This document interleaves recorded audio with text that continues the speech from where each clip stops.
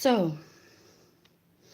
I am right now going live because I'm trying to promote my new album, Neon, and I'm quite happy with everything that I've done with it so far. I'm gonna go into the studio next month and record, and um, it's exciting. It's gonna be cool. I'm excited. Um, Something new to do with my life.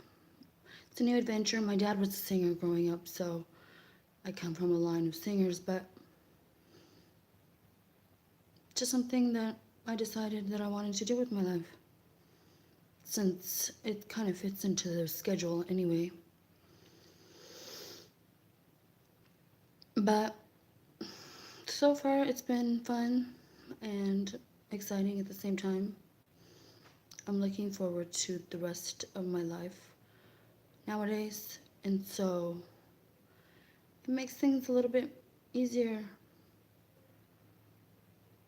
to know that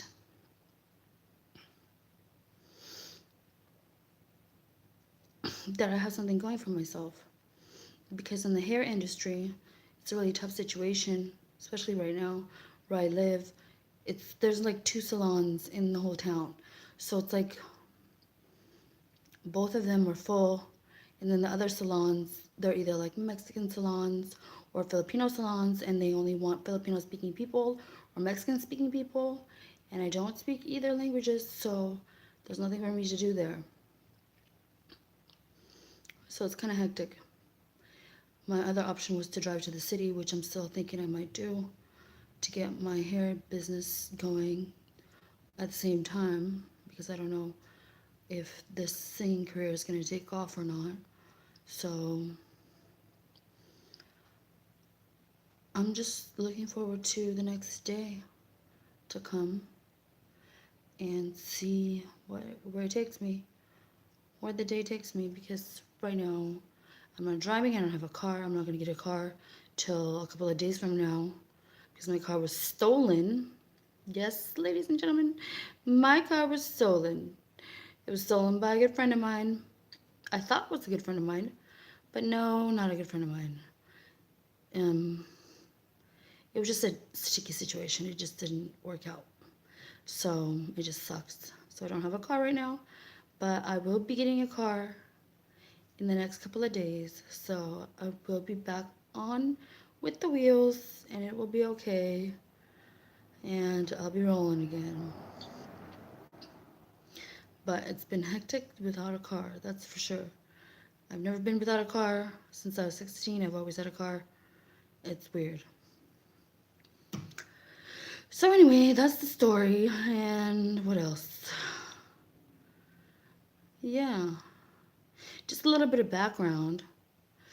I'm actually Russian Ukrainian, born in Russia, born in the Ukraine actually. I was 7 years old when we moved out here to the United States. And we moved to Fairfield, California. We lived in Fairfield, California for I lived in Fairfield, California till I was like 22. Then I moved to Vallejo. Then at 27, I moved back to Fairfield. And then at 30,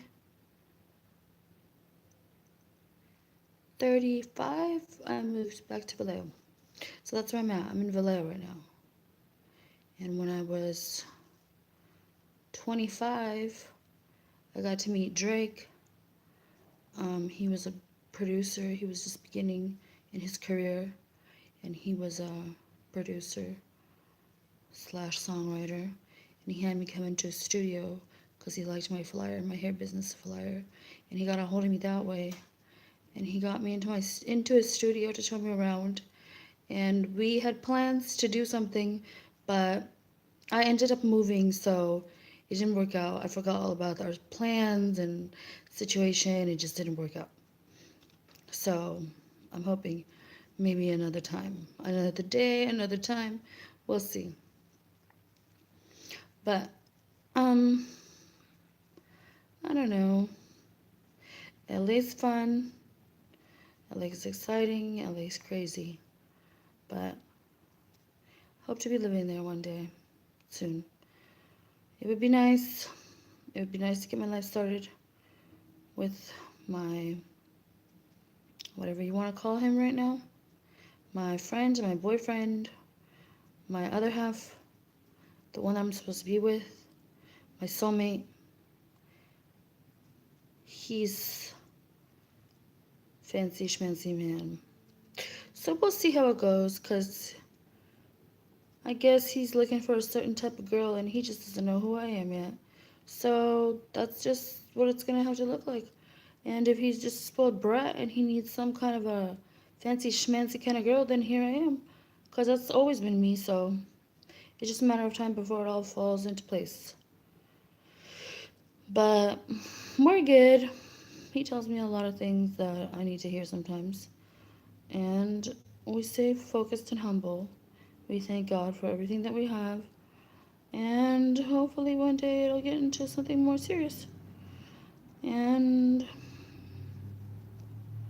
hopefully things will work out for the best. That is. And I have a brother and I have a sister, and they're both excited about life. They're both excited about their situation. They're both excited about what's going on in their lives. My brother's having a hard time finding his soulmate, but he is married, so he does have the one to himself, which I don't really agree with because the lady is really, really rude, and she's really, really mean, and she's really, really obnoxious, and she doesn't love my brother. So I don't really have anything to say about her. My sister, on the other hand, she's just waiting till her husband calls and saves her life. And she's not doing anything to make him see that she wants him, I guess. Because she's got to be more open about showing more liking towards him and just call him sometimes and talk to him because they are friends and they grew up together and they were soulmates and they're going to end up living together for the rest of their lives and being together for the rest of their lives, to me, and hopefully that'll be to everybody, because she's a beautiful girl and she deserves the best, and she's got a good head on her shoulders, and she believes in the positive things in life. So I'll pray for her. I'll pray for my brother. Hopefully they'll get their shit together and move on to the bigger picture. Because right now, we're moving at a slow pace. My dad passed away when I was 21 years old. He is not here with us anymore. It's really hard to deal with, but I live with it. And I do what I can to get by. You know, my mom remarried, so it's different. It's a different situation. And it's always different. There's always something different. There's always something new to learn. There's always something new that comes up. It's never like random, just regular things anymore after my dad passed away. Because that security is gone. Security blanket is gone, that everything's going to be all right for the rest of your life is gone. So especially since my mom remarried, it just made it seem like it was all trivial and not real, you know, like all of the love and all of the companionship and all of the beautiful years were not even real because she got married a year later, like nothing. And I was just like, if my husband, if my true soulmate passed away like the way you guys loved each other, I would never be able to remarry. I would just like die. I don't know, I wouldn't die, but I just would live on for my kids, but I would live as a widow. I couldn't live with myself. I couldn't live with myself by marrying somebody else. That would be terrible. Maybe I would date, maybe not, but to marry another man after being with your soulmate for 20 years, that's crazy. That's just crazy. I don't know, that's crazy to me. That's just crazy. It's not in our religion like that. Because I'm Jewish. So it's like for a woman to do that is weird. It's really strange. I don't understand it. And What else? I grew up in a nice neighborhood. It was a middle class neighborhood, but it was a nice neighborhood when I was younger in my early teens. And then in my later teens, we moved to a nicer neighborhood, like upper middle class neighborhood, and that was really nice too. But in my younger years, when I was little, I was always active and I was always into sports. I was always into rollerblading, roller skating, tennis, whatever. I was always into stuff like that. Like I was really into sports and really into athletics and taking care of my body and my mind and my soul and everything really just down to earth, like good girl. But lately it's been like I don't have any necessity to want to like do any kind of sports or like get into anything. It's just like the death of my father has taken over. So I tried other things, like other venues, like maybe I should sing, maybe I should dance, maybe I should do something, Like I think that you can't be stagnant, you got to keep moving, and even when you're depressed, you got to keep moving because you're just going to just like die or something, and it's like not going to be cute. So it's just a matter of figuring out how to maneuver around without passing out because I do smoke cigarettes, and in order to keep healthy, I have to always be working out so that it doesn't turn into anything serious, or it doesn't turn into anything. Because as long as you work out and take care of your body, then smoking is really not a big deal. But if you stop doing that, then it's like, what are you gonna do? It's like maybe smoking is gonna kill you with cancer. Maybe you're just gonna get sick and die. I don't know. I don't know. Maybe I'm just taking a break. I don't know. Maybe my body just needs a break. I don't know. But I just decided that I was gonna start singing. I started writing music. I was singing this guy named Rod, and we were in a little bit of a new relationship. And at night, when he'd go to sleep, I would write music.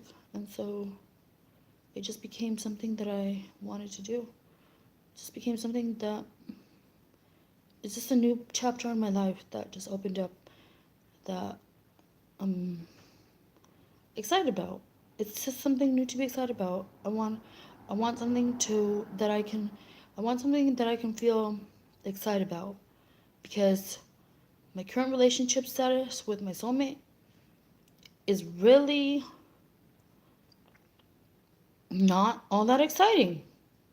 Really not all that exciting. So there's no new news. It just stays stagnant where it's at all the time. There's nothing new. It's the same thing over and over again. So it's like something's got to give. Something's got to change. So I got to do something. I got to pep myself up. I got to do something. So I'm thinking the singing thing will help me rejuvenate and capture what is really going on with me and what I really need to do for myself.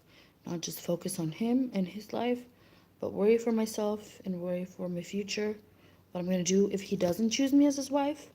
Because I'm 38 years old. We should have been done gotten married. If he claims he loves me and loves everything about me and loves my style and everything, and then everything's groovy, but still no wedding ring, still nothing. I had a replica wedding ring. Yes, I did. But as soon as I moved out here, we got into a big fight and I threw it out in the grass and I lost it. It was beautiful. It was like 7 carats and it was platinum. It was beautiful. It was like white gold actually. But it was like close to the real thing, but not the real thing. So it was a beautiful ring, but I got really mad and then I threw it out.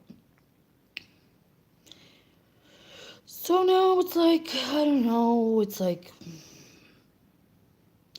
doesn't quite add up. The engagement ring got thrown away. The whole relationship is doomed. But, I don't know. I got mad. It's time. He doesn't want to come see me. He doesn't want to do things. He doesn't want to show his support in my family. He doesn't want to show that he cares. He wants me to stay at home and think about my children, think about the fact that we're going to have kids together. He wants me to stay home, not date, not see anybody, but at the same time, not see him, but without him being here. Like, he wants me to be his pet. And I'm like, I'm a little bit bigger than that. Like, you can't treat a woman like that all the time. That doesn't make any sense. How are you going to treat me like an animal? Like, you're going to stay at your room, you're going to stay in your room, you're not going to date anybody because you're my Jewish wife, but I don't have to come see you. What is that? I don't need companionship. I don't need affection. That's crazy. I don't want that kind of relationship anymore. I don't want that kind of life. I'd rather have it when we were seeing each other. And for real. And on a daily basis, on a weekly basis, whatever it was better than what it is now. So it's just always feels like it's not enough for him. Like, whatever I do is not enough. So I don't want to be in a relationship where I feel like I'm smaller than him. I want to feel like we're equals. He's a good guy, but some he's got some issues with himself and with life and how to deal with life. He rather pick sides of the family. He rather I don't know, like, I don't want to really get into too much detail because it's like too much drama, but I need to vent, like, sometimes I just feel like I just need to vent because he gets on my freaking nerves.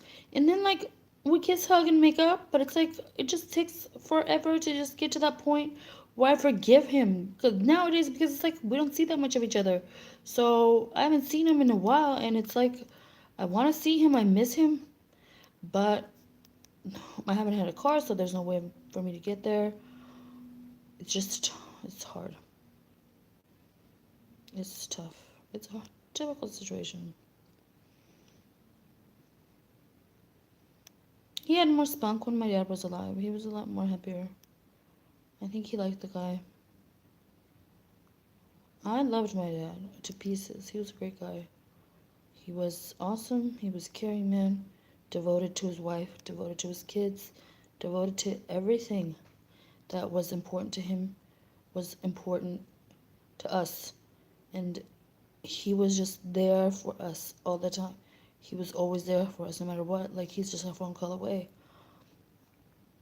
If he's at work or whatever, like, he was always just a person that was there for you if you needed him. For everybody. He was just a person that you can rely on to tell your darkest, deepest secrets to and not worry that he would ever tell. Like, that kind of a person. Just a really nice, humble, sweet, really caring, really big personality, really outgoing, very charming man. Just Santa, you know? I don't know. It's been like 20 years and I still haven't gotten over it. My mom's long over it. My brother seems to be over it. My sister's not over it, but she pretends like she is. She's still got issues, but she's getting better. She's getting a lot better. She's getting a lot better. She's getting a lot better. Definitely. I don't know how my mom got over him so quickly, though. I don't know if it's just selfishness or old age or just flat out denial. I don't know. I don't really know. I don't really know. So we're live right now. So I'm pretty much just going round and around and around and around, talking about my business until somebody opens up my chapter and views me. All I need is just one person to view me, and I'll shut up. But I don't know, what else can we talk about? Oh, all right. So my dad passed away, and my mother took me to Puerto Vallartes. Yes, indeed. She sure did. She took all of us to Puerto Vallarta. Um, that's where my current soulmate, not current, but the one, under God, under all, under everything, the one for me, under God, for mankind. That's where he's from Puerto. So she took me there. I didn't know he was from Puerto. I had no idea. This is just when I was younger, and it was just a crush, and it was no big deal. She took me there, and I was just like, Mom, how can you take me to Puerto? I didn't even know you loved me like that. Like, I couldn't believe it. I couldn't believe it. After the fact, when I realized he was from there, and she went out of her way to get all of us tickets to take us to a resort for a week to go to Puerto. And my mom didn't have a lot of money after my dad passed away, as far as we knew, or as far as I know. I don't know. I don't really know her current money situation. It's really not my business. But anyway, she was totally amazed at how she told me she was totally amazed at how I held myself together during the time that my father was sick, because everybody was falling apart and everybody was in mourning. Even before he died, everybody was like tripping. Everybody was like seriously on a good one, just tripping away at the fact that he's gonna die, and everybody was like in chaotic mode, total chaotic mode. It was like the hardest thing in the whole wide world when he was sick. It was like really hard to watch. It was like it was really hard. It was hard to deal with. It was a hard time in my life, and um, it was just something that I wish that no one had ever had to. I wouldn't wish that on my worst enemy. What I had to go through with my father and being sick and everything. It was terrible. It was like the hardest thing that I've ever had to do in my life, and I still believe he escaped. Though I think that he's still alive. Like just my personal, like, what do you call it, selfishness wants to believe that he's still alive, like he escaped being sick and he just like was somewhere else during the time that we saw him sick, and he's alive. That's what I hope. That's what I hope reality is. But I don't know for sure. He could be playing like LA on me. I don't know. One minute the person's dead, the next minute it's just LA and they're still alive. So I don't know. I don't know. After a while, you kind of become numb to the fact that you're hurting. So you just figure something out for yourself, I guess. That's what I think. But it could be true. I don't know. God could be looking out for me. And he could have forgiven my dad for whatever he did.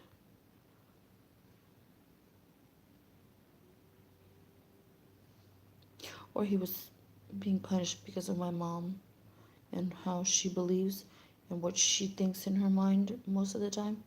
Because I pretty much did all the thinking in the family with my dad around how things are going to go about with my brother and with my sister.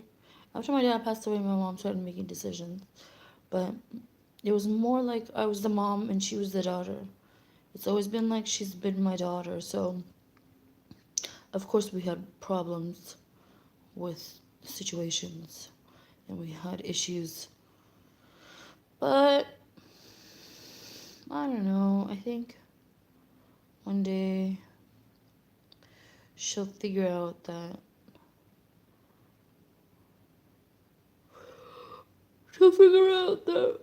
life is just not as hard and not as competitive as she believes. And it's not about competition, it's about love, it's about family, it's about being happy, it's about knowing who you are, it's about knowing who other people are, it's about understanding yourself, it's about understanding people, it's about art, it's about a good cup of coffee, it's about many things. But life is not about competition all the time. That's crazy. Who thinks about competition and and being controlling all the time?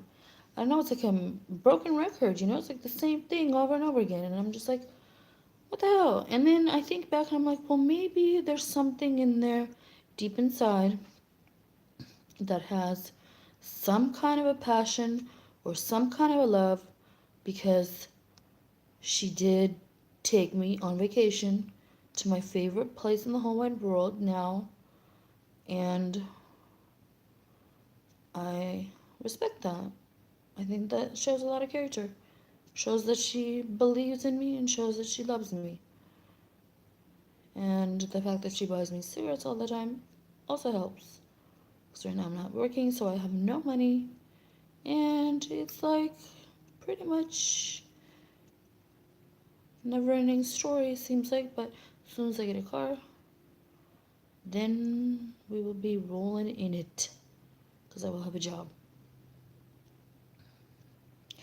But right now, I'm just doing little bits and pieces out of my house. I'm working as a hairstylist, as in my daytime job, out of my house. So I'm making a little bit of money that way, but it's not really paying the bills like I would normally pay the bills with the job. It's not really taking care of the business unless I was working at a salon or doing something else. So that's really what's going on with that. But I don't know. I just think that life should be kept maintained in an orderly fashion, in a moralistic point of view, in a peaceful sort of way, in a less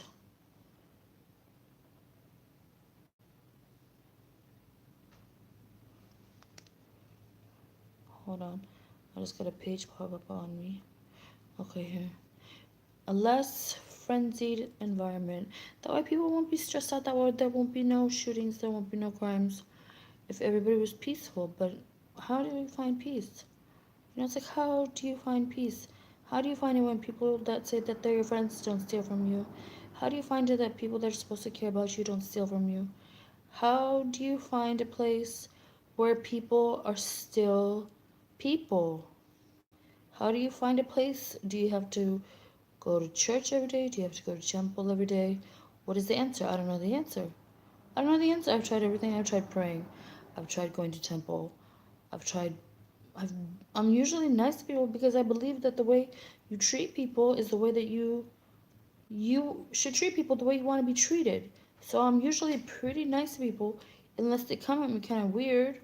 I try to put my foot down, tell them that this is not how things are going to go, things like that. But for 99% of the time, I'm the sweetest person in the whole wide world. And I would never harm a fly, and I would never hurt anybody. So it's like, I don't understand how there's these people in my life that can just think that it's okay to steal from me constantly every time they see me and take my things and just computers, laptops, phones, keys, cars. I mean, seriously, what the hell? Is this like some sort of like a warning sign that this is like the wrong folks that I'm dealing with? Because it seems like every person that I meet, like every new person that I meet, is gonna do something to me or steal something from me, or like it's just a matter of time before. And if you're a fragment of what is going on in your mother and in your father's head, then there's not much going on in my dad's head, but in my mom's head, because I think if my dad's still alive, he's still very keeping me driven as possible because I'm still waking up every morning with a smile on my face. But my mom, on the other hand, she thinks that everybody that I meet is gonna steal from me and take my shit. And I'm just like, what the hell is that? Why would you think that? Like, why would you think that everybody wants to steal from me? Like, why does everybody have to be the bad guy around me so I can run to my mommy and complain? I mean, come on, we don't live like that anymore. I'm not 13 years old. I don't have problems like that. I don't have little itty bitty people friend problems. Why do you make it in your world something that's gonna happen to me? Why is it like that? Why does something bad have to happen to me? I don't understand. What did I do? It's like, are you blaming me for dad's death? Are you blaming me because your life isn't where it's supposed to be? Why are you blaming me? It's like, I don't get it. I don't get it. I don't get her. I don't understand her. She's not as, she's definitely, with her new husband, she definitely has No class at all. None whatsoever. No class. Because my dad was a classy guy. He was a top A freaking student, straight A's in an all boys choir.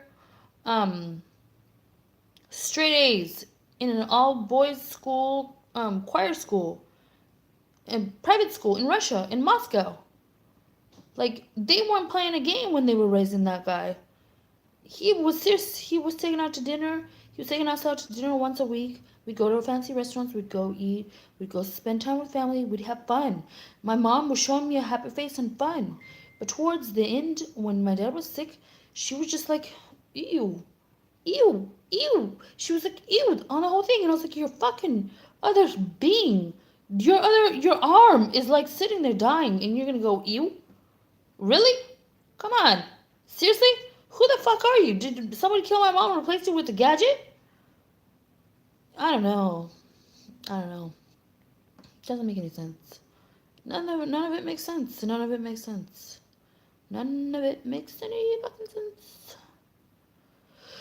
And it's just a matter of time before something bad has happened, because something bad happens, and that's the thrill. Because her new husband likes thrills like that, like he thinks he's Al Pacino. He's not Italian, he's Russian. But yet he thinks he's Al Pacino. Al Pacino's Italian. You don't know Al Pacino? He's not just one movie. He's a man. He's an actor. He's an Italian actor. Okay, you're not an Italian actor, you're a Russian electrician. He thinks he's Rambo. Who's Rambo? Sylvester Stallone. He thinks he is Sylvester Stallone. For fuck's sake. Is that what's going on with her? If I thought that I was Madonna, would I be more of a person to my mother? Seriously. I mean, really. Is it about how you think about yourself? Or is it about how you really get treated? What is the real reality of the situation? Because if I thought, damn, I look like Madonna, then my mom would be like, hell yeah, you do. You hella do. Yeah, you do. You sure do. You look just like Madonna. Is that what she's saying? Or is she just, like, she just looking for a fight? Because she just wants to be with somebody that can fight with her. I'm just like, why do you want to fight with people? What is the matter with you? Live like a normal person. Have a nice breakfast. Have a waffle, for frick's sake. Have a freaking omelet. You know what I'm saying? Have a good cup of coffee. Have a freaking cigarette. What, did they make you dizzy now? What the hell's in your brain? A freaking computer head? What is wrong with you? It's like, who are you? I don't understand.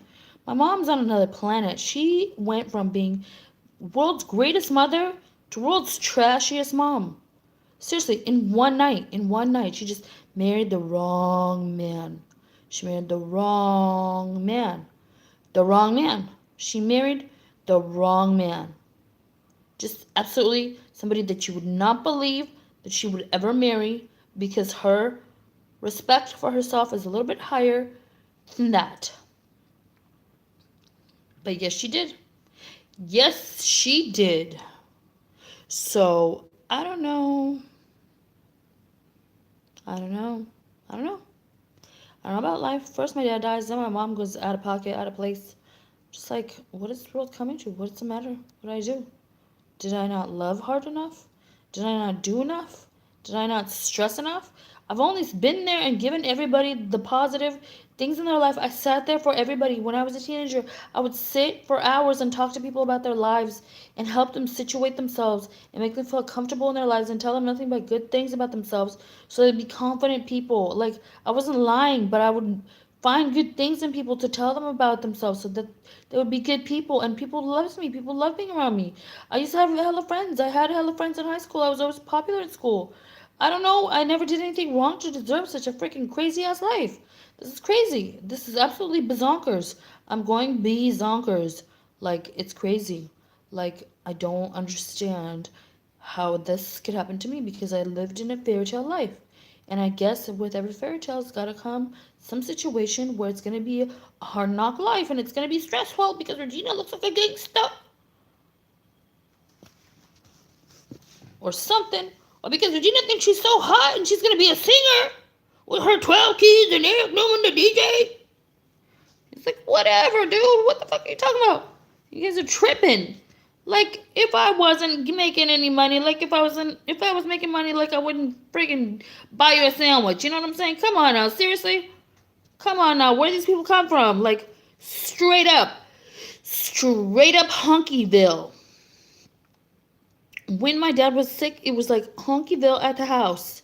From the nurses' honkies to the people in my house, straight up people that I knew before that had some class, turned straight honky. Straight honky just turned evil. I was just like, what is this going on? And it was all towards me, like, what's Regina doing? Where's she going now? Who's she talking to? We're gonna kill him because she's stupid. Like, you're gonna kill a sick man, really? Okay, so this is gonna be like you taking over my house because you don't like the way that my life is going because it looks a little bit more interesting than your life. No, I don't think so.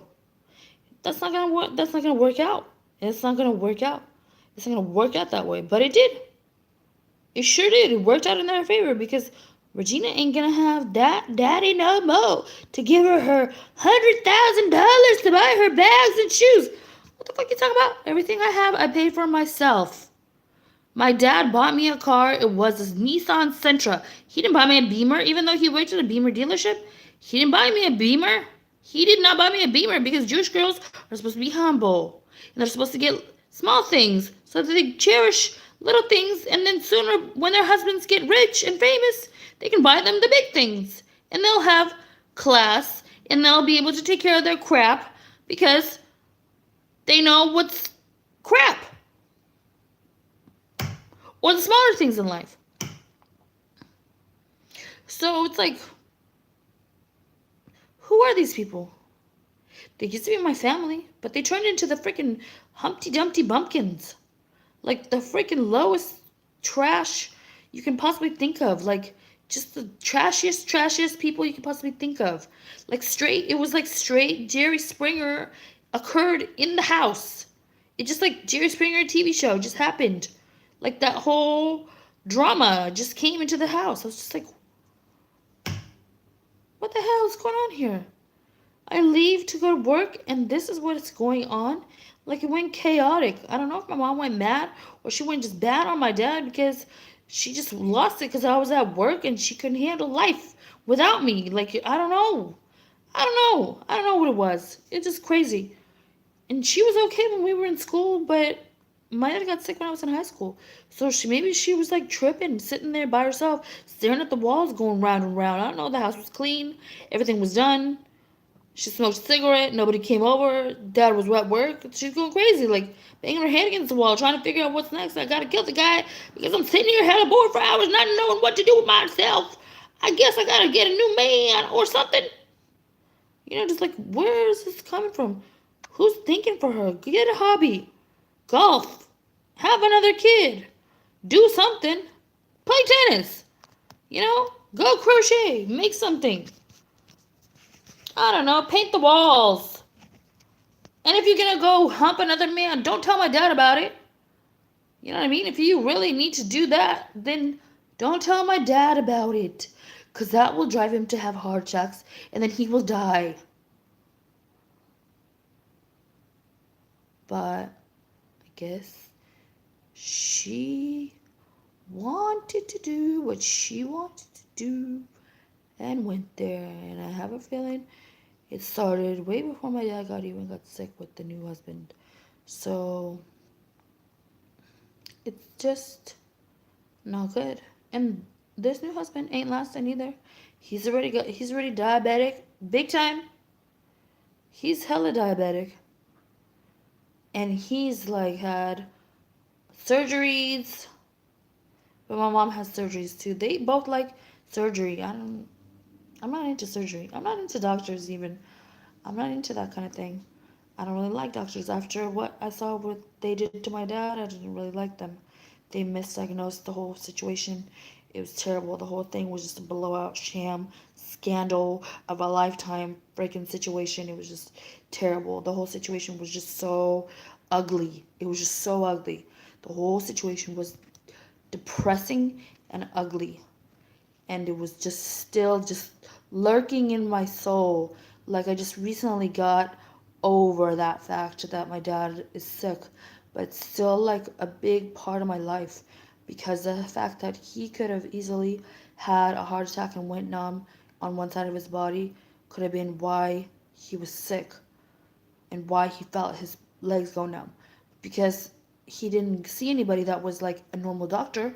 Like he saw an imaginary doctor that wanted to kill people, because apparently doctors work on commission now, even though I swear they work on salary, because if you have more patients then you have more money, which is bullshit because nobody works commission like that.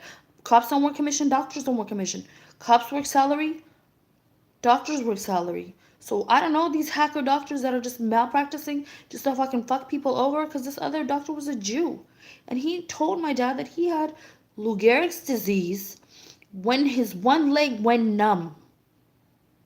His one leg went numb, and this is a disease that paralyzes the body, takes over the situation, and kills a man within days. But people have years to live. Some people have gone 4 years. Some people have gone 12 years. Some people have gone 30 years with this disease. What kind of a fucking disease is this? You gonna make up a disease to fucking make some money? Are you fucking serious?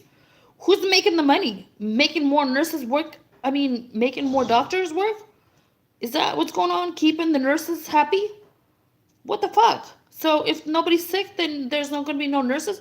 Get another job. You know? Seriously, why do we need so many fucking nurses? If people aren't getting sick, then it's okay. But no, they gotta make up some shit. So I'm just like, what the fuck is this shit? Are you serious? And he's sitting there and telling me this shit. No, Regina, I got a disease. I'm all, are you out of your fucking mind, Dad? You probably got a heart attack. No, Regina, it's a disease. This is why I think that this is not real. Because my dad swore up and down that he wanted to die, and he has a disease. So either my mom told him that she was having an affair and he was done with and he wanted to die, or he found out, or it wasn't him. Because this man wanted to have this disease. Every time I would open my mouth and say, Dad, that's not what you have. It's something else. I swear to you. It's not that big of a deal. Don't trip. It's just no big deal. No, Regina. I have a disease and I am going to die. This man had life. He had a will to live that was strong. He had kids to live for. He never told me that he was like not happy with the way that my life was. He was always very happy with the way we were. We all got good grades. We all took care of one another. We were all good kids. We never did any crazy drugs.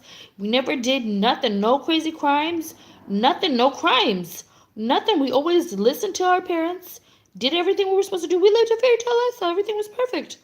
But then this man wants to die. I'm like, what the fuck is wrong with you? Are you serious?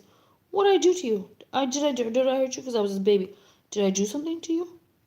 What did I do? Nothing, Regina. You didn't do anything to me. It's not your business. Don't butt in. That's between me and your mother. I have a disease and I'm gonna die. And she was like, yeah, Regina, shut the fuck up. He has a disease and that's what it is. And he's sick and you're stupid. You're hella stupid. Everything you say is stupid. I'm like, do you even understand what going and believing that you have a disease means? That means that you are going to die. No. I'm just sick. We can live like this forever. What the fuck, man? Are you serious? Are you fucking serious? Are you serious? So, I was stupid. I don't know, some doctor that he's never met before knows more than I do. More than I do. Even though I seem to be getting good grades, and I seem to be knowing what I'm doing, and I seem to be exercising, working out, and everything looks pretty fucking good on a daily basis. And my makeup's always done, my hair's always done. I always got bags, shoes, rock and roll, everything is good dandy. Except I don't have my soulmate. But that's not the point. I'm probably just stupid because I don't know how to reel in my husband. At 19 years old, I wasn't thinking about getting married. I was thinking about getting laid because I didn't know nothing about soulmates. I didn't know about life. My parents didn't want to open up my life to me as a person when I was younger. They were babying me and sheltering me from any man's harm, and you are not going to get married until you were going to get married to the right man, which is going to be a Jewish man, which is going to be your husband. Okay, so I didn't get it, but I got it now. That's my husband, and I'm going to be marrying him. When? Who knows? Who cares? Because the dad is dead. And the new husband swears that his children are going to be the first to marry him. And my new husband, yes, Newman, is believing all of this. Yeah, his last name is Newman. Eric Newman, by the way. Mars and Mystery. Mars and Mystery, trance DJs, San Francisco finest quality DJs, happens to be my soulmate, my husband, which I've always known because since the first time I've ever seen him, I believed that I was going to marry that man because the first time I saw him, I fell deeply in love with him when I was 14 years old and decided that he was going to be my husband, even though I remember shots of his face when in my youth passing through my life. So, we definitely had a connection of some sort, a strong connection. I always felt his presence around me. I've always known that he was there for me. He always had a strong, passionate love for me. Everything was dandy. As soon as my dad died, he went to another planet. He went to planet Jupiter. He went to planet Mars. I don't know which planet he went to, but it ain't freaking America. It ain't freaking Eric's zone. It ain't freaking Regina's zone. It ain't nothing. There ain't nothing here. There ain't nothing here for you. There ain't nothing here for me. It's not our world. It's not the universe. It's not Earth that he's on. So, I don't know. I don't know anything about that. People just change when they see death. They start to think that you're smaller, and he is a fragment of my mom's new husband's brain, and he thinks everything he thinks because he's insane. Yeah, that's what I just figured out. He's insane because I guess without a dad, I'm useless. Even though the new husband said that he would give me a certain amount of money if I want to get married and help me out with getting married. So I do appreciate and respect him for that. He said he would give me a big lump sum and he would help me out. Walking me down the aisle? No, he didn't offer that, but he did offer to give me a lump sum.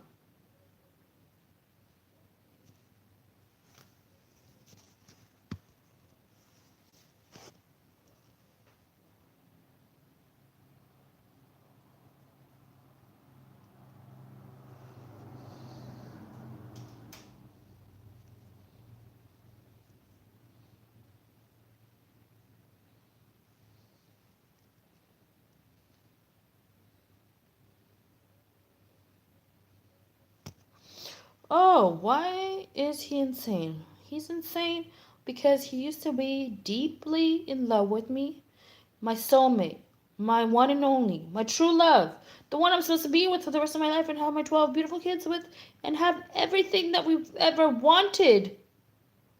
Why? He's insane. Let me tell you. Because now he doesn't have to see me. He never has to come here. He never has to come to my house. He never has to see me. He's a fragment of my new mom, of my mom's new husband's brain. And all he wants is for me to just kill myself and to step back so that his daughters can marry him. So he makes this idea bigger in his head and then follows every step of the way towards a better tomorrow.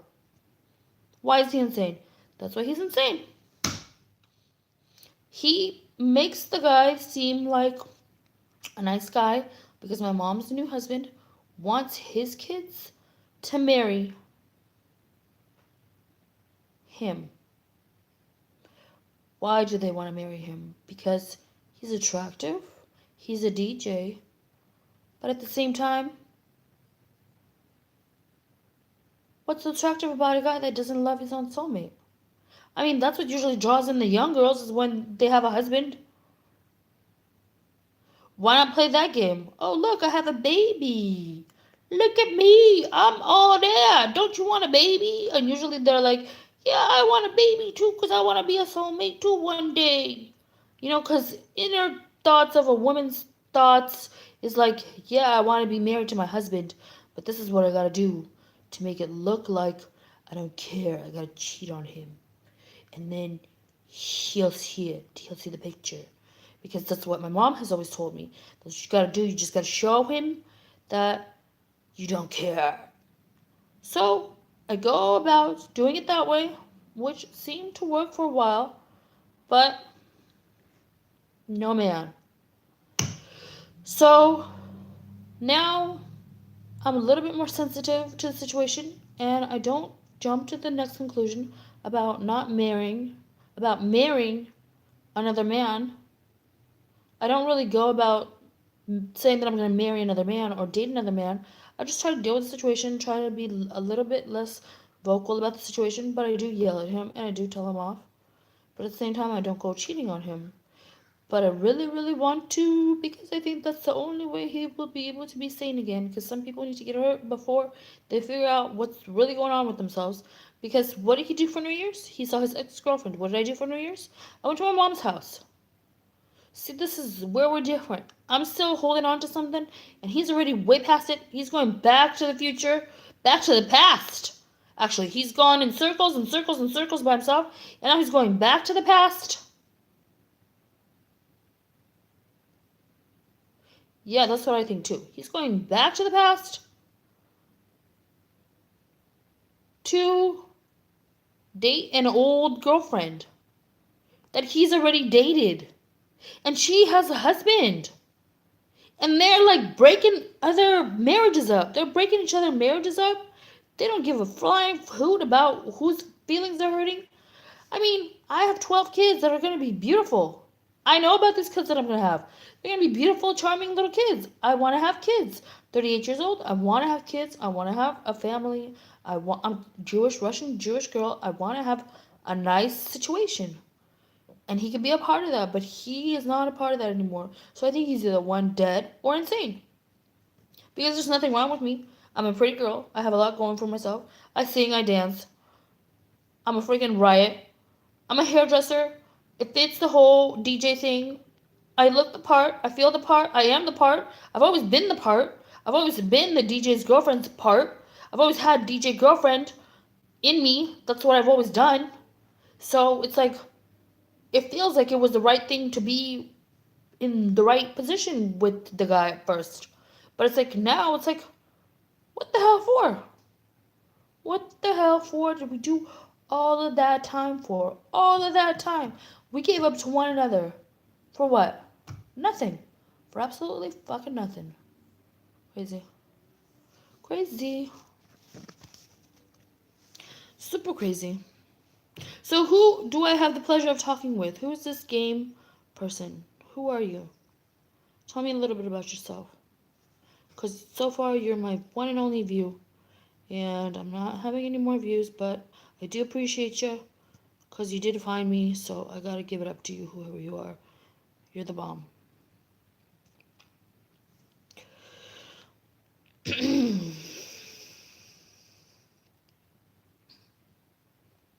What else? Oh yeah. So if you really want to check me out for my new guy that's talking to me, or the new girl, whoever I'm talking to, my name is Regina Stoyanovsky, and you did find me under Regina Stoyanovsky. I do have some music out right now. I'm gonna be recording in the studio next month to get the final copies done. But just this little project that I'm working on, I started by myself, doing it by myself in my own studio in my house. So it was just a little bit of music that I put together by myself to get my mind off of being depressed. Because I'm a DJ's girlfriend that has no DJ, that has no hairdressing job right now. So I'm a little bit depressed. So I figured if my dad could sing all his life and be a famous singer in Russia, then I can be a famous singer in America. So I just shooting for it, and I've been writing music, and I'm trying to see if I can actually make it happen for myself in this business. because it's a tough business too, but it's fun and it gives me something to do.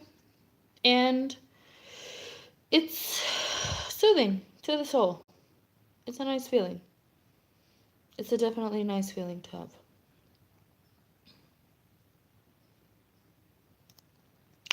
So anyway, enough about him. I do need to get a new love. I do need to find somebody new. I do need to find somebody that will help me figure out what I'm doing with myself. I do need to find somebody that will definitely help me in my life and be supportive and be a shooting star in my whole entire life.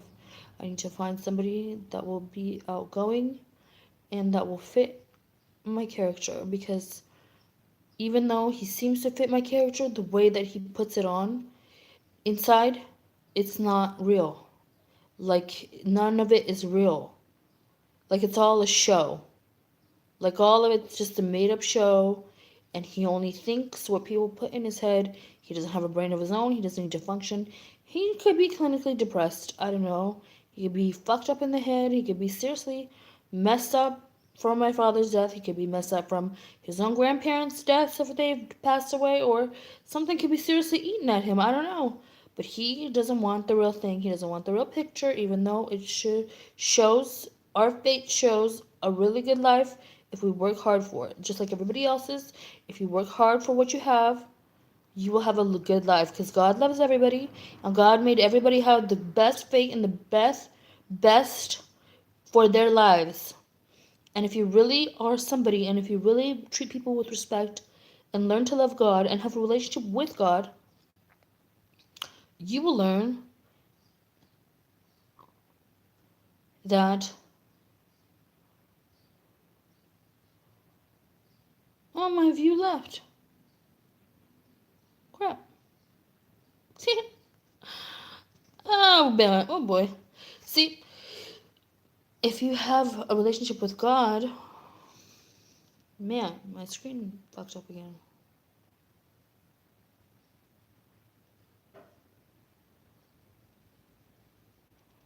What did it say? If you have a relationship,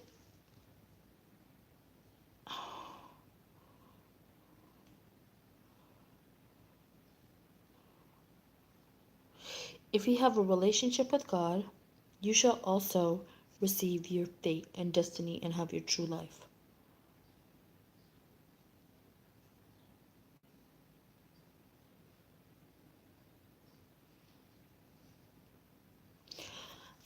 And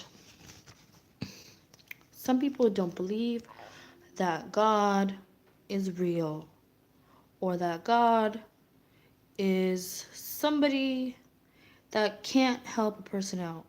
But let me tell you, I wouldn't make it if I didn't believe in God. I wouldn't make it to where I am today. I wouldn't be breathing if I didn't believe in God. Because if you pray every day, when something's really, really crappy in your life, God will help you if it's a lesson going for yourself. Because if you can't pick yourself up, take yourself out of a situation that's terrible, God will help you. Eventually things will work out, as long as you believe and you have faith that there is such a thing as God, and God can help you. Because I was a strong believer growing up. I'm strong, strict Jewish faith. I do believe in God. I do believe, I'm not saying that Jesus is God. I'm not saying that I'm a Christian. I am a Jewish person, and I believe that there's a God. It's a higher entity. There's a bigger entity, bigger than a human being, bigger than us, that is God. I have a hard time believing that God is Moses. I believe that Moses was put on earth to make something, to write the Torah. But I don't believe that he died and turned into God. I don't think that that's it. They say that God wrote the Torah. So God wrote scriptures and then went back to being a God. It could be something like that. I'm not sure. It could be that. Could be that the God came down, became man, wrote the Torah, and then went back into his realm of being superiority and turned back into God. Could be that. Don't know. Not sure. Not sure, but getting there. Torah. The Torah. The Torah. The Torah talks about life. You can find pieces and fragments of about almost everybody's life in the Torah. There's something for everybody in the Torah. There's a story, behind the scenes story in the Torah that not a lot of people know about. And if you know the story, then you respect me and you respect myself. You respect my kids, you respect my family. Jewish people might know the story, might not know the story. I don't know. It could be Virgin Mary. It could be Adam and Eve. I don't know. But you know what? It could be something. There's a story. There's an underlining story of a man and a woman that was in love, that had problems because they weren't being accepted correctly, and they had a lot of kids. And it could be about me and Eric. I could be kissing my own ass and making shit up, but if there's such a thing as God, I sure do believe in it, because he has a story for everybody. There was Johns and Jacobs and Jingles and Heimerschmidts all over the place in the Torah, and there's a story for everybody. The Torah has a story for everybody. So if you really wanted to read it, I would definitely get into it, because it's amazing what you would find in the Torah. You could find some pieces of your own life in the Torah. You can find directions for your life in the Torah. You can find pieces through fragments of word by God from the Torah to fit your life and to give you direction. And that's how I feel about the story about my life, because there's a similar story that went on that I'm dealing with. And I don't know, because I had thought we had perfect lives, and I thought that people accepted us in our life. I thought people accepted our story or our life, and I still think that people do. I don't think that there's too many haters out there. For that fact, most people aren't haters. Just I happen to meet all the crappy ones so that I know who they are. Because certain people want to find things out. So I'm just going to shut up about that. But if you're Jewish, you know what I'm talking about. If you like Judaism, you know what I'm talking about. If you're anti-Jewish people, then you don't know what I'm talking about, and you probably hate me. If you are a Christian person and you don't really know your faith, you probably hate me too. But most people that believe in God don't hate me.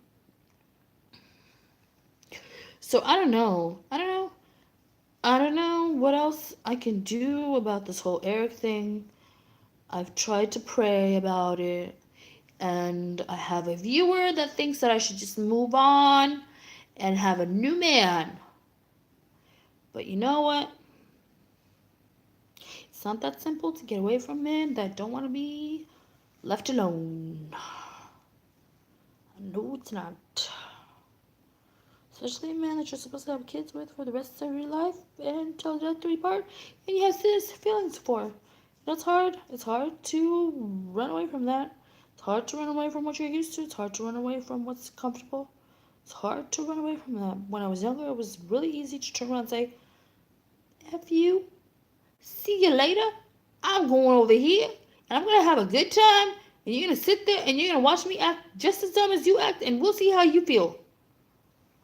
But these days, I feel a little bit less prone to do something stupid because I don't want to hurt anybody's feelings, and I don't want to be a bad person, which is kind of pathetic because that sounds like a fat person, and that's not me.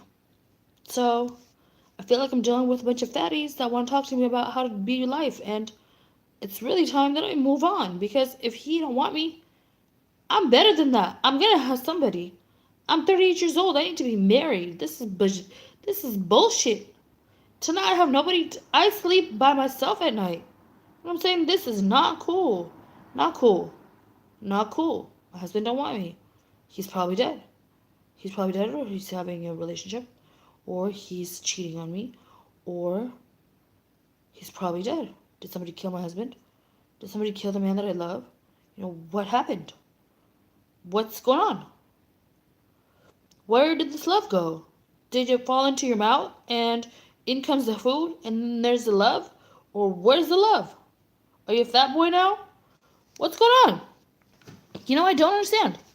I don't get it. I don't understand.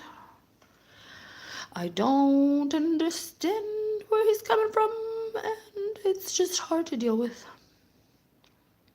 It's hard to deal with because it makes me feel like less of a person. It makes me feel like less important because that's the other half of me that doesn't really feel the need to be around me all the time. So it makes me feel kind of stupid. Everybody in my family is pretty much married except for my younger sister. And I'm the only one that's sitting here waiting for him to figure out which jean to wear when he goes outside. And he's not coming outside to see me. I used to be perfect. I lived my whole life being perfect. The perfect size, the perfect fit, the perfect everything, the perfect shoe, the perfect outfit, the perfect makeup, the perfect hair, the perfect everything. And I'm 38 years old. I'm allowed to slack off a little bit or relax or something about feel comfortable with myself being a little bit more curvier or wherever my body may take me at the time. My body's going through pre-pregnancy things. It's not that big of a deal. I can't be perfect all the time. You just gotta give me a break. And it's all of the pressure is always on me to be this Miss Perfect. I lost my dad. What do you expect? Life isn't easy. Life is not easy by yourself. That was my friend. And I don't have him anymore. My mom got remarried a year later. Who do you think this is? What do you think this is? What the hell? It's really? Seriously? I have to be perfect all the time? What am I going to do? What are you going to do? What are you going to do when I'm pregnant and I'm fat? What are you going to do? What are you going to do? What are you going to do when I'm hella fat and pregnant? You've seen what I look like when I get pregnant. I look fat, hella fat. Even though I postpone the pregnancies because I'm not married yet because I'm Jewish. And that's not allowed to be pregnant and to have kids before you get married. And I'm strict Jewish. When I have kids, it will be strict Jewish home environment. Unless I marry a Christian man, then I will have both Jewish and Christian things. But as far as I know, I'm marrying a Jewish man. As far as I know. Unless there's somebody there that's stalking him, that's not letting him out of his house, unless he asks to leave, unless he's one of those freak shows. I don't know. I don't know who he's become, but he was the bestest, most sweetest man alive on the planet. He was the nicest, most sweetest, caring person that has ever walked this earth. Seriously. He was the nicest man. I'm a really nice person. He was a really nice man. I guess he's been treated badly by women, so he thinks that I might do the same. I don't know. I could be just any other girl. I don't know. I don't know. I don't know. But I'm kind of sick of wondering, you know? I'm kind of sick of being that girl that just never gets it right. Because even though I might not have everything that I want right now out of life, I will eventually. I will. I swear I will. I'm not going to let it piss me off. I'm not going to let all of this drama irritate me to the point of no return. I'm not going to let that happen. I'm not going to let it ruin my life. I'm not going to let it ruin my life. I will find somebody that will be there for me and that will care about me, that will give me the time of day, that will pay attention to what I have to do in my life, that will give me the respect and the space to be able to work and breathe at the same time have a life with that person. I will have that. I deserve it. I've done good things for people. I've lived a humble life. I've lived a really good life for the most part. And I try to keep it real as much as possible. I try to keep it real and I try to keep it nice and pretty for everybody so that nobody gets hurt. So I do agree that it is good. And it will definitely help out if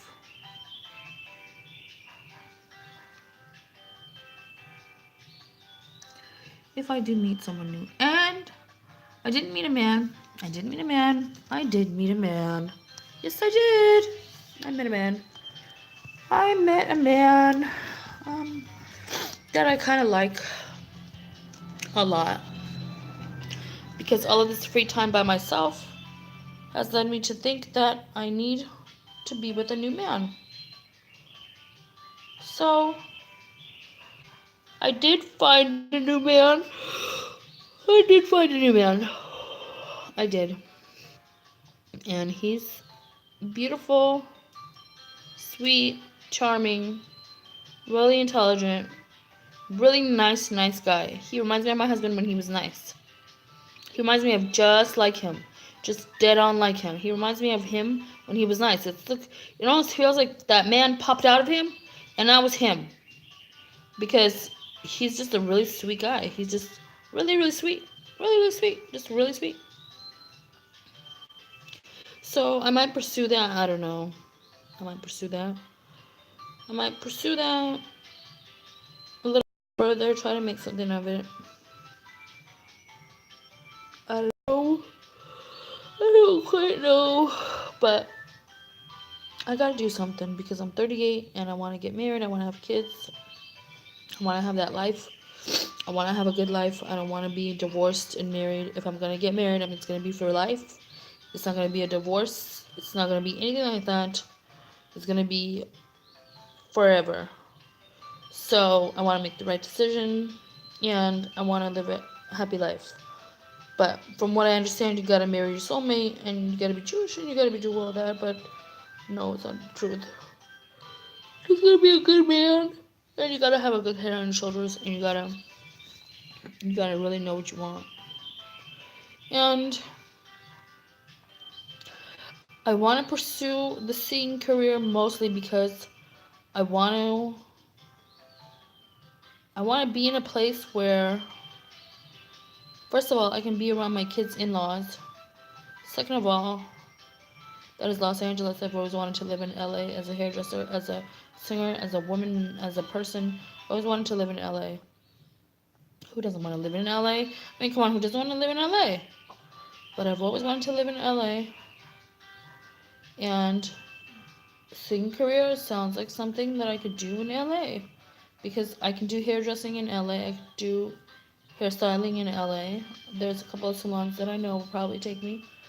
But I want to try something new that will give me that kind of feeling of myself of empowerment, like as a woman. I just want to feel empowered as a woman. I want to feel happy, and I want to feel good about myself. I want to feel like when I was younger that I would sing in the car, drive around town and sing in the car for hours, hell loud. I want to feel like that again. I want to feel my voice. I want to hear myself talk. Most of the time I can't even hear my voice. I don't even sound like myself. I sound like somebody else. I don't sound like myself when I sing half the time. That's why I want to get into a studio so I can hear my voice. Because I can't even hear myself sing half the time. So I want to pursue this further because I know I have a good voice. I want to take it a step further than just recording by myself to take it to a studio. So it's just little things in life that's just making me go further and further into this career. Just little steps in my life that are taking me further in this career. So I think that with time, with time, when I become rich and famous, I will definitely be Eric's perfect girlfriend, but by then it will be too late because he should have had me when I was poor and broke and had nothing to show me that he is not a spoiled, rotten piece of crap. So I'm just gonna have to find another that has a little bit more character, has a little bit more class, and is a little bit less conceited about his crap. Because honestly, who isn't a DJ? Really? I'm a DJ. I have turntables. I'm a DJ. I DJ. Anybody can DJ, okay? Anybody can DJ. Anybody can DJ. Anybody can sing. It's just a matter of who can sing good, who can't sing, who DJs good, who can't DJ. I can DJ on some days. On some days I can't DJ. I don't know. I have my thrills, singing, DJing, whatever. That's what I like to do. Some people like to play golf. Some people like to play tennis. Some people like to play professional football, soccer, whatever. Whatever it may be. People like to do things. But to tell you the truth,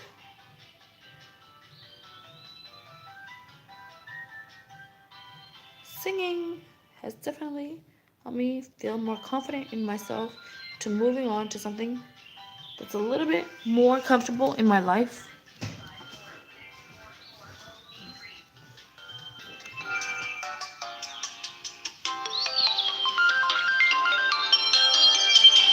That's my phone ringing, and that's the alarm.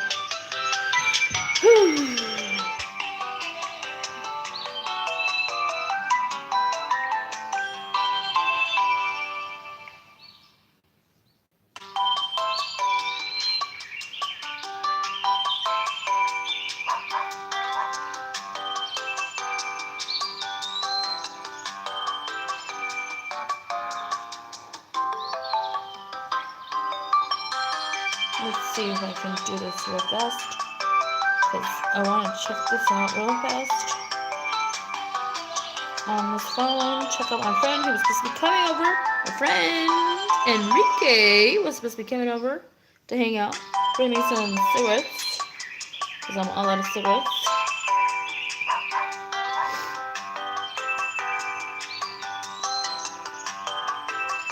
So I'm just gonna see where he's at, and if he's still coming.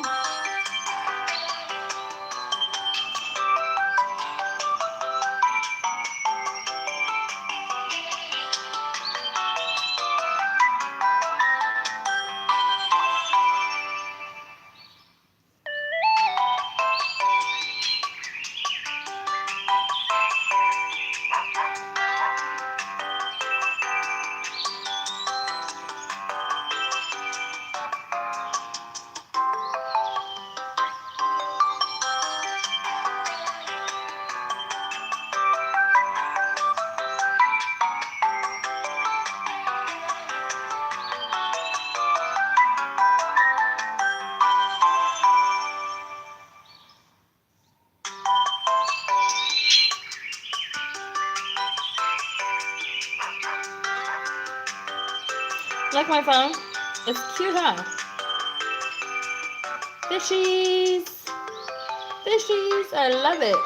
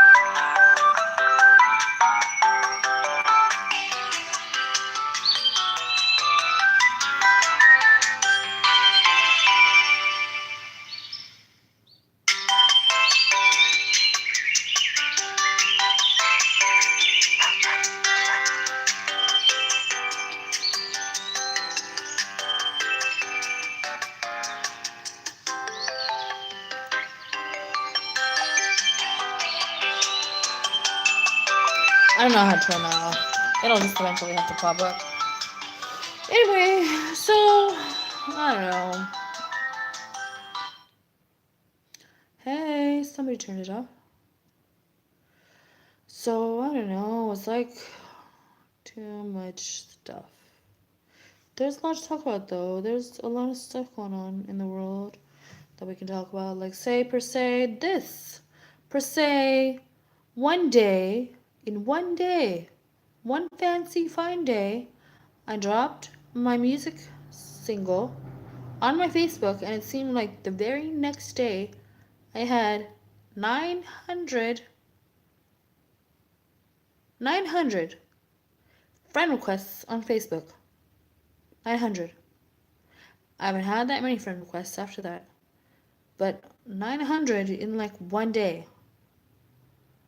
Overnight. The hell? What the hell is that all about? That's trippy. That was exciting though. That was definitely exciting because I was like, wow, they must have liked my music. They must have really liked it. They must have really liked it a lot. Yes, they did. It made me feel good about myself. Yes, it did. Yeah, but I miss my car. I miss my car, man. I miss my car. I miss my car so badly. 2001 Mitsubishi Diamante. 2000 Mitsubishi Diamante. It was beautiful. And I got it for super cheap. At an auction, I got it for super cheap. Super cheap, like dirt cheap. But they stole it. By the time they found it, the tow yard had already racked up like billions of dollars that I didn't have, so they sold it. My baby. My first car that I bought by myself. So sad. So sad. So sad. So sad. And it's just, I don't know. It's just sad. The fact that the car is gone is sad.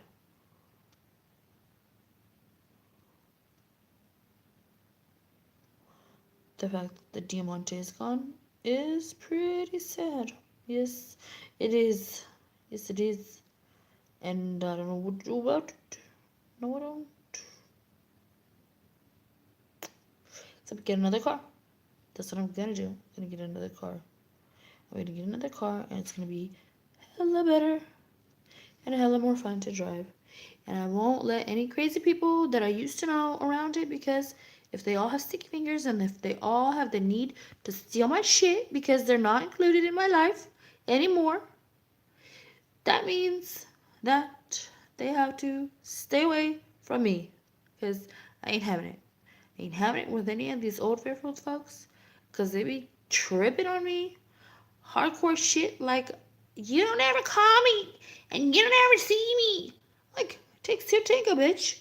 You want to talk to me? Call me. You know? You want to do something? Call me. You don't ever call me? You want me to call you? I ain't gonna chase you down. I got a life. I got shit to do. I got different things to do right now. I gotta pick up where I left off and try to go from there. Try to mend something out of this relationship with this homeboy that don't want nothing to do with me no more because his feet smell better than mine to himself. Which ain't true, because my feet smell hella good. Yes, they do. And everything about me smells good. Yes, it does. All the time, nonstop, all day long, 24 hours a day, 7 days a week.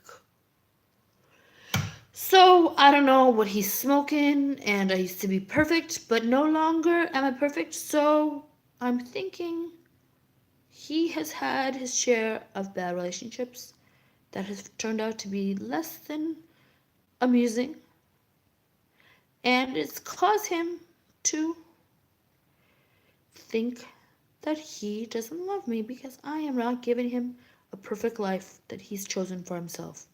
And I believe that all the girls that he's with are going to kill him in my mind. So they do, which I don't. I don't believe any girl should ever harm him or give him a bad time whatever make him feel bad. If he happens to be with the girl, I think the girl should definitely be on her hands and knees, giving him the best time of his freaking life. You know, that's what I believe, because I wanted to make it good for him. But so far, I'm not the one. So I don't know. I was always the one, but not right now. So there's got to be somebody that's got the super duper thing that's on fire. And I'm nowhere compared to it. And don't need to be a part of it. So, I don't know. I know. I'm not going to get married. I'm not going to get pregnant, I mean. I'm not going to get pregnant without being married. I refuse. I refuse to be pregnant without being married. I refuse. That will not happen. That will not happen. My kids deserve better than that. My kids deserve better than that. My kids deserve better than that. For sure. 100% on the dot, on the spot. No matter what, I'm going to have my 12 kids. If it's going to be with Eric or if it's going to be with another man, I'm going to. I'm 38 years old. I'm going to start soon. Whether it be with this bozo or not, because it's making me wait. We haven't spent our lives together. We've just thought about each other. We've shared our thoughts. We've shared our love for one another. But yet he doesn't pursue it. He wants me to pursue it. He wants me to chase him. I'm a female. I need to be chased. It's not the other way around. You know, I'm not a man. It's not my duty to go sniff you down everywhere you go and try to chase you around like a stupid little teenager. It's not my job. I don't do that. I'm over it. You gotta find me. You gotta bring me flowers. I want flowers, chocolates. Come on. Get with the program. Hello? Hello? Who are you? Who are you? Please. Who the hell are you? Do you know who you are? Do you read the Torah? Do you go to temple? Are you even like here? Are you on this planet? Like I said before, the man is not on the planet. The man is not on this planet at all. And I don't know what to do now. I really don't. I could pursue this gay person, but every time I talk about marriage, he also kind of like, oh, what I don't want to get in the way of what you and Eric got going on. So please don't do nothing hasty like talk about getting married. But at the same time, I don't know because I never really talked to him about it. I only beat around the bush. So I don't know. I could just get a better answer from him if we talk about it. If I just said, hey, Gabe, I want to marry you. I haven't done that. And I think I do need to do that. To see what he says.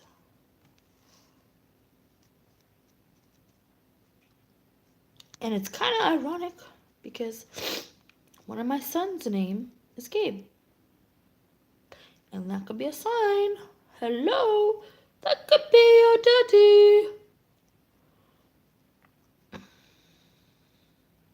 So I don't know, because it's all about the egg. It's all about the woman. No matter what they teach you, it's all about the woman. In school, we learn with life what the story really is and what it comes down to and where it comes out to be.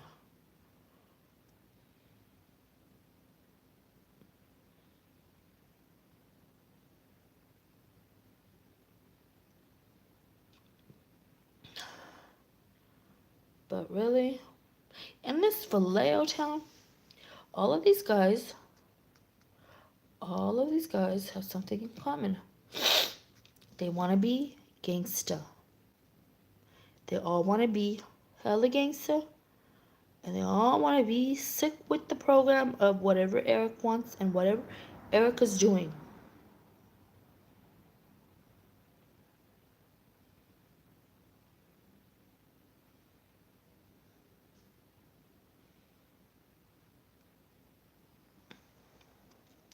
So, I think that there's a serious issue with this kind of environment. I think there's a lot of serious things that go on around here that people don't know about. A lot of talent comes out of Vallejo. a lot of talent comes out of Fairfield. Um, I think that for the most part, it's just really, really difficult to see yourself doing good things and doing good things all the time and really doing good things for yourself when you don't see that around yourself. Like you see people that are homeless, people that are stagnant, people that are doing things on a daily basis that don't make any sense, that don't make anything happen for themselves. But they do see.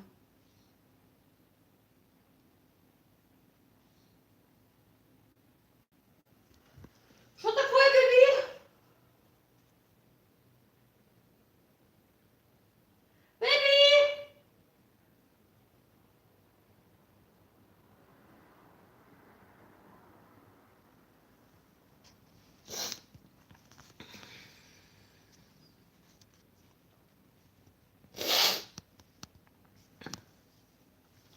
Wow, the camera sure does make me look hefty. Watch what that. God, I don't know. This is just people doing things to make me feel less confident. But you know what? I don't really care because the truth is gonna come out and it's gonna be pretty and it's gonna be ugly to them and it's gonna be hella ugly day for them. And you know what? I don't really care because when the truth comes out, it's gonna be a good thing and it's gonna be fuck you to all the motherfucking haters out there that work their whole life to make me look fat and to make me look stupid and to do bad things to me to make me feel insecure and uncomfortable with myself. Because I know what's deep down inside and I know who I am and I know what's going on. And so when all comes down to it, it's gonna be okay. Because I'm not really tripping. I'm not really tripping about people that want to make me feel bad about myself because karma sucks. Karma sucks in a big way. Karma sucks. Let me tell you this, karma is not fun. You want to mess with people, you're going to get messed with. I learned that the hard way. As a teenager, I did some stupid, shady shit to some people that I shouldn't have done in a relationship. I couldn't help it. It was love. I fell in love. I had to have him. Blah, blah, blah. Ruined a relationship. So I gave him back. But at the end of the day, I feel crappy about that because that was a relationship that should have been moving forward from the very beginning. To some, even though it was like a mutual relationship kind of feel, and it felt like it should have been right, could have been right, was right, even though the whole situation was turned around backwards on me, like I was the fool. But you know, I don't really care because I didn't get the husband while you got the wife and the kids in the relationship. So I just helped you move along in your life to make it more helpful for you to do your shady shit and to do your life the way that you best wanted to do your life, and that's fine. So that's fine. That's totally dandy. Totally fine. Totally dandy.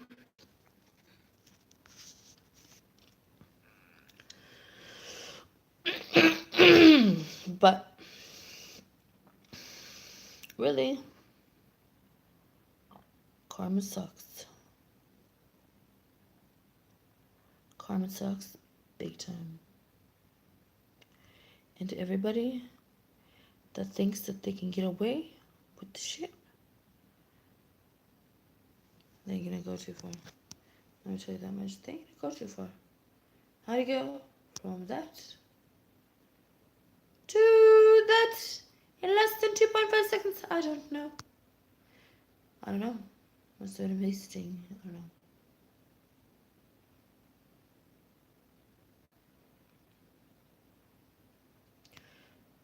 The truth will come out.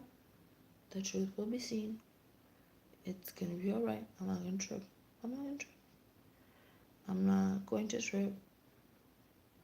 I'm not gonna trip. It's gonna be okay. I'm not gonna trip. But I'm gonna tell these people that it's about time that they stop tripping on me. Because it's not that big of a deal. And my life is just not right for them again. So they're probably gonna take care of my mom's husband and let her get away with some more stuff. So whatever. But I'm not going to sit down and die. No, no, no.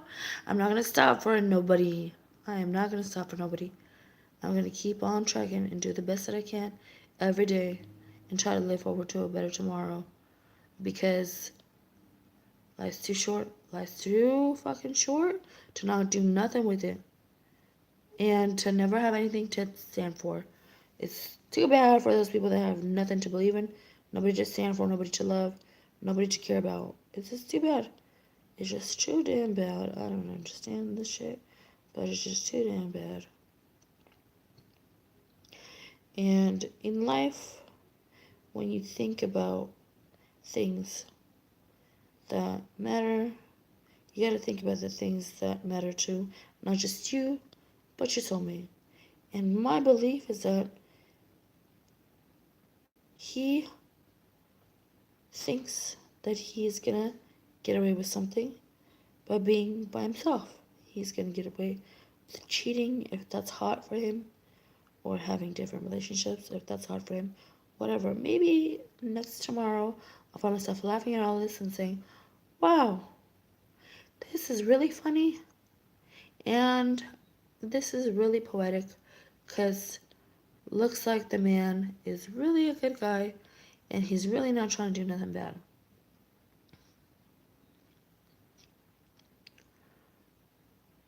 Could happen tomorrow. I don't know. I hope it does.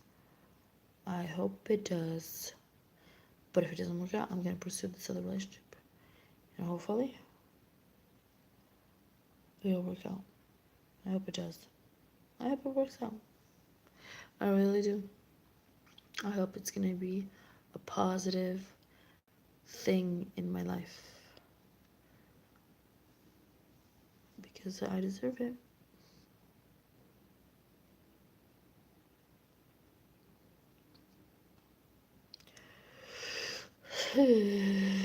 So many problems in my family, so many issues. What are we going to do with everybody? I don't know. I put it to myself to fix people. I can't fix nobody. I can't fix anybody. People got to fix themselves. The more I try to fix them, the worse they get. It's like, whatever, I ain't doing it. I ain't doing it, you know? I'm just going to fix myself. Do what I got to do for myself. And have a fun time. I am not going to let nobody tell me that I got to do some shit that's going to fix people no more. Because I'm done fixing people that don't need to be fixed. That don't need anybody to fix them, except they need life experiences to have realizations about life, about what's important in life, what you want to do with your life, how you want to go about living your life.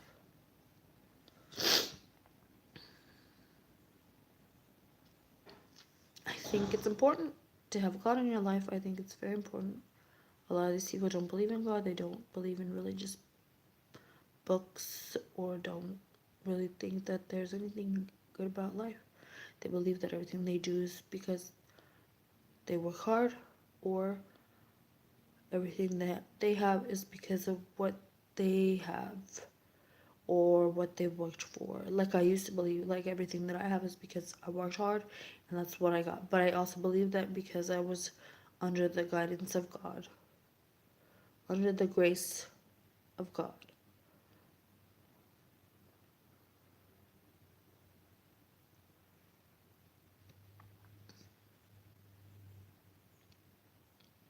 I don't want to be like those God pushers on people. I don't push anything. I don't push religion onto people.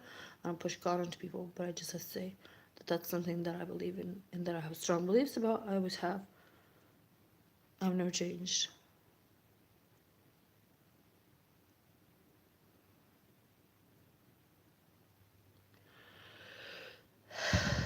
Well, I think I'm going to close this book down for a minute and get something to drink and soothe my soul. But I'm going to come back to this because I do like talking, inventing, and like giving people something to think about. So think about this. Think about peace, love, and tranquility. Think about peace, love, and tranquility. Serenity, tranquility, peace, and love. Think about those things. And then may you have a better tomorrow. May you have a better day. And I do thank you for tuning in, my little viewer. Thank you very much. Wherever you're at, I do appreciate that. And I will see you all later.